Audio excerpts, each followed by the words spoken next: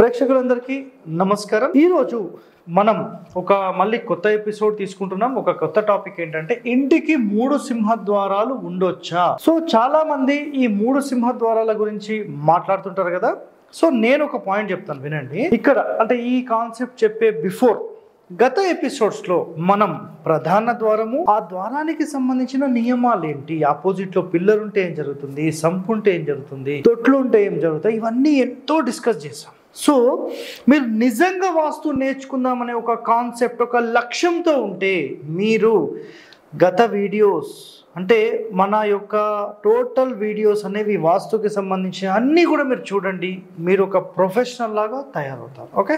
So next ఇక్కడ మన concept ఏంటంటే 3 సింహద్వారాలు అసలు ఉండొచ్చా అనేది ఒక ప్రశ్న వేస్తున్నారు. సో 3 సింహద్వారాలు అనేవి ఉండొచ్చు, ప్రాబ్లం ఏం లేదు. కానీ ఎట్లా ఉంటుంది, ఒక ఇంటి నిర్మాణం జస్ట్ ఇది ఇల్లే అనుకుందాం, ఇంకా కాంపౌండ్ అనేది మాట్లాడాను నేను, లేదంటే కాంపౌండ్ కూడా కంపల్సరీ కావాలంటే ఇది కాంపౌండ్ అనుకుందాం, ఇది ఇల్లు అనుకుందాం. దీంట్లో జనరల్గా సాధారణంగా అయితే ఇప్పుడు నేను ఇచ్చే ప్లాన్స్లో ఒక డోర్ మాత్రమే పెడతాను, నేను కేవలం ఒక ద్వారం మాత్రమే పెడతాను.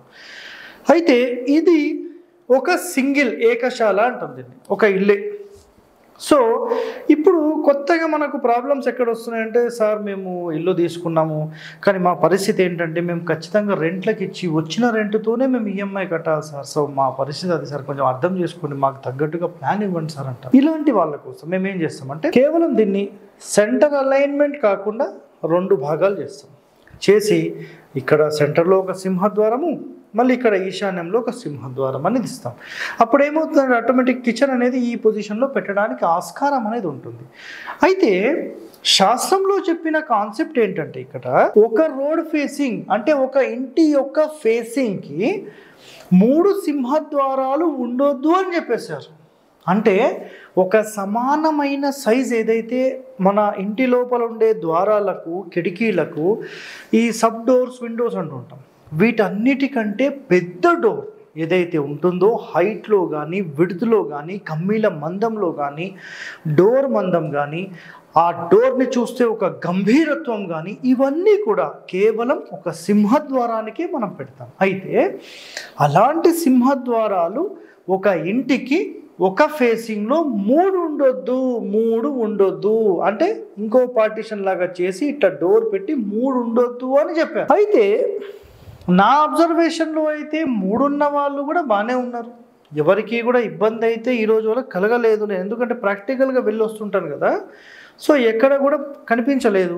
కానీ శాస్త్రంలో అయితే వీటి గురించి ఏం చెప్పారంటే 3 సింహద్వారాలు ఒక వరుసలో ఉండొద్దు అని చెప్పేశారు. ఇది క్లియర్ కట్ ఇది. అయితే మనము 2 అయితే 100% యాక్సెప్టెడ్, వాళ్ళ ప్రకారం అయితే ఉండొచ్చు. అయితే 3 అయితే ఏంటంటే మన శివుడి యొక్క 3వ కన్ను తెరిస్తే ఎలాగైతే ప్రభావాలు ఉంటాయో అలాంటి ప్రభావాలు, చాలా వేడి వాతావరణం అనేది ఇంట్లో ఉంటుంది అని చెప్పారు. సరే ప్రస్తుతానికైతే యాక్సెప్ట్ చేసి మనం 2 అనుకుందాం. మరి మేము 3 పెట్టుకోవాలంటే ఎలా సార్ అని ఒక ప్రశ్న వేస్తే వీటిని ఈ వెనక భాగం అంటే ఉత్తర భాగంలో ఇంకొక డోర్ పెట్టుకుంటే యాక్సెప్టెడ్. ఎందుకంటే ఈ పోర్షన్ వేరే అవుతుంది, ఈ పోర్షన్ వేరే అవుతుంది, ఈ పోర్షన్ వేరే అవుతుంది. ఈ విధంగా మనం 3 అనేది 100% పెట్టుకోవచ్చు. అయితే ఒక వరుసలో 3 ద్వారాలు పెడితే ఏం జరుగుతుంది? సో బయట కనబడేలా 2 అయితే పెట్టుకోవచ్చు, 3 వద్దన్నారు. ఒకవేళ 3 సింహద్వారాలు ఉంటే ప్రశ్నలు ఇవే వేస్తారండి. సార్ ఉంటే ఏం జరుగుతుంది మాకు కూడా చెప్పండి, మేము వింటాం. వినండి. దుఃఖాన్ని కలిగిస్తుంది అని శాస్త్రంలో చెప్పబడి. సార్ ఏ శాస్త్రం చదివారు మీరు? 225 పేజ్ నంబర్ గాయత్రి శాస్త్రీయ గృహవాస్తులో మీరు చదవండి, మీకు తెలుస్తుంది. ఓకే. సో ఇక్కడ పేజ్ నంబర్స్ అన్ని ఇస్తూ ఉంటాను. సో దుఃఖము, రోగము, ధార, పుత్ర వినాశనము. సో ఇక్కడ పుత్ర వినాశనానికి సంబంధించి దుఃఖం ఉంటుందని చెప్పారు, రోగాలు ఉంటాయని చెప్పారు. సో ఎట్టి పరిస్థితుల్లో 3 ఉండొద్దు. ఒకవేళ ఇది ఎక్కడ చెప్పారు? కేవలం ముందు మాత్రం, అంటే ఒక సైడ్లో ఏదైనా ఒక సైడ్ మాత్రం 1 సైడ్లో పెట్టొద్దని చెప్పారు. నెక్స్ట్ ఈ లెక్క మనకేంటంటే టోటల్ ఈ ఫ్రంట్ ఫేసింగ్కి సంబంధించినంత వరకు మాత్రమే ఇది చెప్పడం జరిగింది. సార్ ఇక్కడ ఇంకో డౌట్ వస్తుంది చాలామందికి, మరి 3 ద్వారాల గురించి మనం మాట్లాడినప్పుడు ఒక చిన్న ప్లాన్ చూపిస్తాను మీకు. మరి ఇలా 3 ద్వారాలు ఉండొచ్చా అనేది ఇంకొకరికి ప్రశ్న రావచ్చు. ఇది ఒక ఇల్లు అనుకుందాం. సో ఇది మెయిన్ డోర్, మళ్ళీ ఇంకో డోర్. సార్ మనకు 3 ద్వారాలు ఒక వరుసలో ఉండొచ్చా అనే ప్రశ్న కూడా వస్తుంది కదా. సో అది కూడా ఇక్కడ క్లారిటీ ఇచ్చేస్తాను. యాక్చువల్లీ ఇక్కడ ఏమవుతుందంటే చూడండి అండి, 3 ద్వారాలు అనేవి 100% ఒక వరుసలో ఉండొచ్చు. బట్ కండిషన్ ఏంటంటే ఇక్కడ కండిషన్ ఏం చెప్పబడింది అంటే ఇంటికి సంబంధించి ఈ మూల నుంచి ఈ మూల నుంచి ఇక్కడ అంటే 4 సెంటర్స్ 4 కార్నర్స్ కలిసే ఈ చోట అంటే బ్రహ్మస్థానమైన ఈ చోట మీరు ఇట్లా గోడ కట్టి ఇక్కడ డోర్ పెట్టవద్దు. ఆ కమ్మీలు భూగర్భంలో బ్రహ్మస్థానంలో గుచ్చుకోవడం వల్ల ఇబ్బంది అవుతుంది అని పాయింట్ చెప్పారు.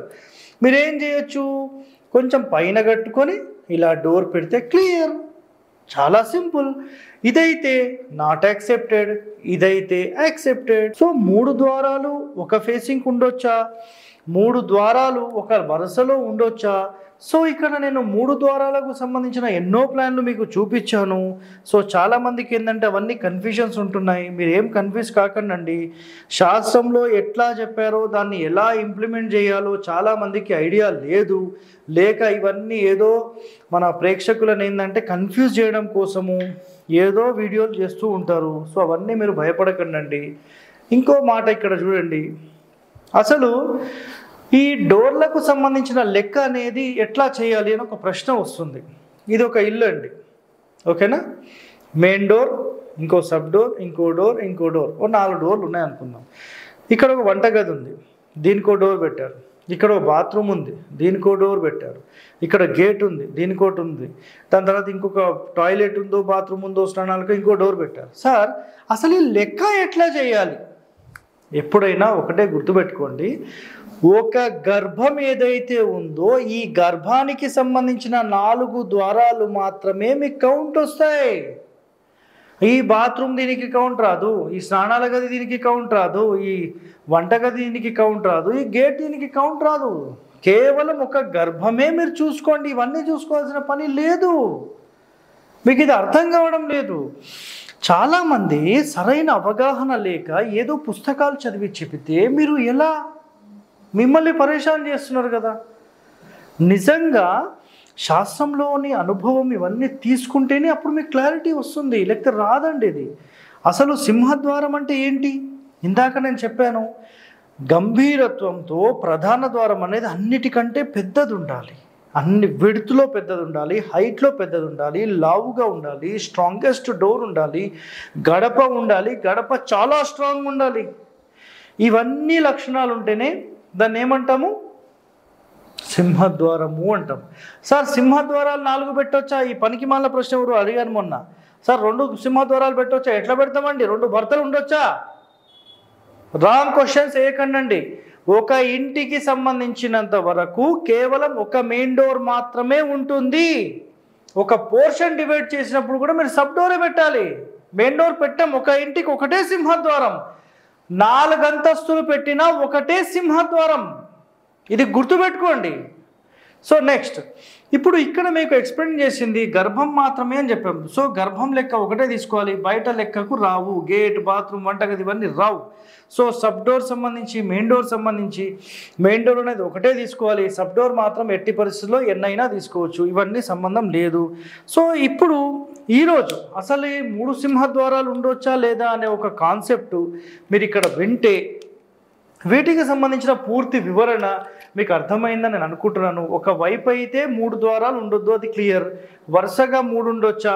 సార్ మీరు అదెప్పుడు చెప్పారు? స్కిప్ చేస్తూ చూస్తే మీకు అర్థం కాదండి. మీరు నిదానంగా ప్రశాంతంగా టైం తీసుకొని ఒక 8-10 నిమిషాలు ఒక్కొక్క వీడియో మీరు నిజంగా ఇవన్నీ తెలుసుకుంటే మీరు ఒక 6 నెలల సంవత్సరంలో వాస్తులో ఒక ప్రొఫెషనల్లోకి వెళ్తారు. మన భారతీయ సనాతన ధర్మంలో మహర్షులు ఒక ఇంటి నిర్మాణానికి సంబంధించిన ఎన్నో నియమాలు మనకు చెప్పారు. సో మన ఛానల్ త్రూ ప్రతిరోజు ఒక ఎపిసోడ్, ఒక సీక్రెట్ మనం అందరము తెలుసుకుందాం. సో ఇలాంటి మరిన్ని రహస్యాలు మీరు తెలుసుకోవడానికి మన ఛానల్ని సబ్స్క్రైబ్ చేయండి, లైక్ చేయండి, గంట బొమ్మను కూడా యాక్టివేట్ చేయండి. Thank you. నమస్కారం అండి.